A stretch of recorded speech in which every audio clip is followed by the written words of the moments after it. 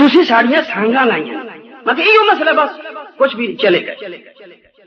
ایک اور مقام پہ ایک مولوی صاحب کتاب چھوٹی سی اٹھا لیتے ہیں تقلید کے موضوع پر، منڈی بہاؤالدین کے اندر، اور فوجیوں کے اندر چلے جاتے ہیں، فوجیوں کو جا کر کہتے ہیں یہ فقہ کا کوئی چیز نہیں ہے، امام ابو حنیفہ بعد میں آئے، صحابہ پہلے تھے، حضور اس سے پہلے تھے، تو نبی کی بات کو ماننا چاہیے، صحابہ کی بات کو ماننا چاہیے۔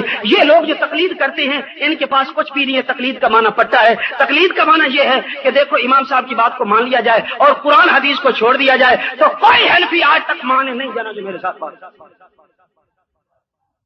تو وہ کرنل صاحب نے کہا بھائی بلال صاحب کو کہ کوئی ایسا مولوی صاحب ہے جو اس سے بات کر لے، یہ تو کہتا ہے کہ دنیا پر کوئی حنفی ہے ہی نہیں جو میرے ساتھ بات کر لے۔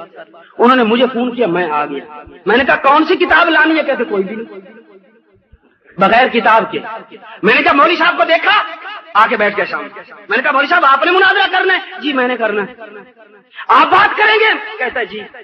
میں نے کہا جی کس موضوع پر بات ہوگی؟ پہلے تقلید پر ہو جاتے۔ میں نے کہا ٹھیک ہے، تقلید پر شروع ہو گیا۔ تقلید کا معنی یہ ہے کہ ایک طرف قرآن حدیث ہو اور دوسری طرف قرآن حدیث کو چھوڑ کر ابو حنیفہ کے قول کو مان لیا جائے، اس کو تقلید کہتے ہیں۔ میں نے کہا کذاب کذاب کذاب، جھوٹ بول رہا ہے، جھوٹ بول رہا ہے، جھوٹ بول رہا ہے، جھوٹا ہے، جھوٹا ہے، جھوٹا ہے۔ وہ کرنل صاحب مجھے کہتے ہیں کہ آپ تعریف تقلید کی۔ میں نے کہا تقلید کی تعریف یہ ہے کہ کسی ماہر شریعت کی رہنمائی میں شریعت پر عمل کر لیا جائے۔ ماہر شریعت کی رہنمائی، ماہر شریعت کی رہنمائی میں شریعت پر عمل کرنے کا نام کیا ہے؟ یہ تقلید ہے۔ اب وہ کرنل صاحب پریشان ہو گئے کہ وہ تقلید کی اور تعریف کر رہے ہیں، آپ اور کر رہے ہیں، تو ٹھیک کس کی ہے؟ میں نے کہا میری۔ وہ کہتا ہے میری۔ اب فیصلہ کون کرے؟ میں نے کہا کرنل صاحب بات یہ ہے کہ ایک شخص نمازی ہے اور ایک نماز کا منکر ہے، قابل توجہ بات ہے۔ ایک نمازی ہے، ایک نماز پڑھتا ہے، اور دوسرا نماز کا منکر ہے۔ جو نماز کا منکر ہے اس سے آپ نماز کی تعریف پوچھیں، اور دوسرا نمازی ہے، نمازی سے نماز کی تعریف پوچھیں۔ دونوں نماز کی تعریف کرتے ہیں، تو جو نماز پڑھتا ہے وہ نماز کی تعریف صحیح کرے گا، اور جو نماز نہیں پڑھتا، نماز کا منکر ہے، وہ نماز کی تعریف بگاڑ کے کرے گا۔ تو بتاؤ کہ کس کی ماننی چاہیے؟ تو کہتے ہیں جو نماز پڑھتا ہے اس کی تعریف ٹھیک ہوگی۔ میں نے کہا ہم جو تقلید کرنے والے ہیں ہماری تعریف ٹھیک ہوگی۔ وہ تقلید کا منکر ہے، وہ تقلید کا منکر ہے، اور ہم تقلید کرنے والے ہیں۔ جو تقلید کرنے والے ہیں تعریف انہی کی معتبر۔ کہتا ہے یہ کس طرح ہے کہ ماہر شریعت کی رہنمائی میں شریعت پر عمل کرنے کا نام تقلید ہے؟ میں نے کہا مولوی صاحب عشاء کی نماز پڑھا کے آئے ہو؟ کہتا ہے ہاں جی۔ میں نے کہا آپ امام تھے، پچھلے کیا تھے؟ کہتے ہیں مقتدی۔ میں نے کہا آپ نے تکبیر تحریمہ کہی، مقتدیوں نے کہی، آپ نے رکوع کیا، مقتدیوں نے کیا، آپ نے سجدہ کیا، مقتدیوں نے سجدہ کیا، آپ نے قوما جلسہ کیا، مقتدیوں نے قوما جلسہ کیا۔ آپ کی عبادت خدا کے لیے اور مقتدیوں کی عبادت امام کے لیے۔ ٹھیک ہے بات؟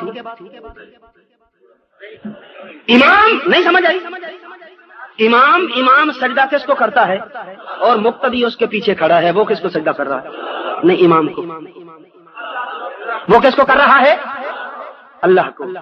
مقتدی بھی اللہ کی عبادت کرتا ہے، توجہ کر، مقتدی بھی اللہ کی عبادت کرتا ہے، امام بھی اللہ کی عبادت کرتا ہے، لیکن مقتدی امام کے پیچھے امام کی تابع داری میں خدا کی عبادت کرتا ہے۔ جس طرح مقتدی عبادت تو کر رہا ہے خدا کی، لیکن امام کی اتباع میں کر رہا ہے، اسی طرح ہم حضور کی شریعت پر عمل کرتے ہیں، پر ماہر شریعت کے پیچھے لگ کر۔ نعرہ تکبیر، نعیب تقلید حضرت محمد اسماعیل محمدی۔ امام کے پیچھے۔ اب علماء سے آپ نے مسئلہ سنا ہوگا کہ جو امام کی مخالفت کرتا ہے وہ گدھا ہوتا ہے۔ جو امام کی مخالفت کرتا ہے، جو امام سے پہلے رکوع سجدہ کرتا ہے یا سر اٹھا لیتا ہے، حضور نے فرمایا ڈرتے نہیں ہو کہ اس کا سر گدھے جیسا بنا دیا جائے، یعنی وہ گدھا ہے۔ آپ کا امام ایک مسجد کا امام ہے اور 5 منٹوں کا امام ہے، جو 5 منٹوں کا امام ہے، ایک مسجد کا امام ہے، جو اس کی مخالفت کرتا ہے وہ گدھا، جو چھوٹے امام کی مخالفت کرتا ہے وہ چھوٹا گدھا، جو امام اعظم کی مخالفت کرتا ہے وہ حمار اعظم ہے، وہ بڑا گدھا۔ جو امام اعظم کی مخالفت کرتا ہے وہ کون ہے؟ اب حدیث پاک سے یہ مسئلہ نکل آیا کہ جو امام کی مخالفت کرے وہ کون ہوتا ہے؟ وہ کون ہوتا ہے؟ جو چھوٹے امام کی مخالفت کرے وہ ہیتا تو چیٹون مارے. اللہ اللہ اللہ. ایک اور بات بتا دوں، گدھے کی ایک خصلت ہے کہ اس کی پشت پر کپڑا رکھ دو، رضائی رکھ دو، اس کی پشت پر لکڑیاں لاد دو، اس کی پشت کے اوپر اینٹیں رکھ دو، برداشت کرتا. لیکن سر پہ کپڑا برداشت نہیں کرتا. جب بھی سر پہ کپڑا رکھو گے تو یوں کر کے جی میری گل پوری ہے تو کوئی بندہ اٹھی کے انکار اور جھنگ دے واسی ہو، جھنگ دے واسی ہو، جھنگ دے واسی ہو.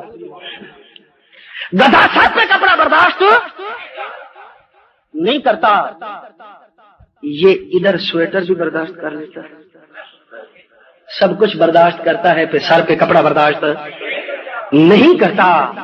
وہ بھی ضدی ہے، یہ بھی، وہ بھی کسی کا مقلد نہیں اور یہ بھی کسی کا مقلد نہیں ہے، اور وہ بھی ٹانگیں چوڑی کرتا ہے، یہ بھی. مزید آگے کچھ نہیں. نہ بس بس بس بس بس اتنی بات ہے، اتنی کافی کہ گدھا سر پہ کپڑا برداشت نہیں کرتا. اور شیطان کو کہا کہ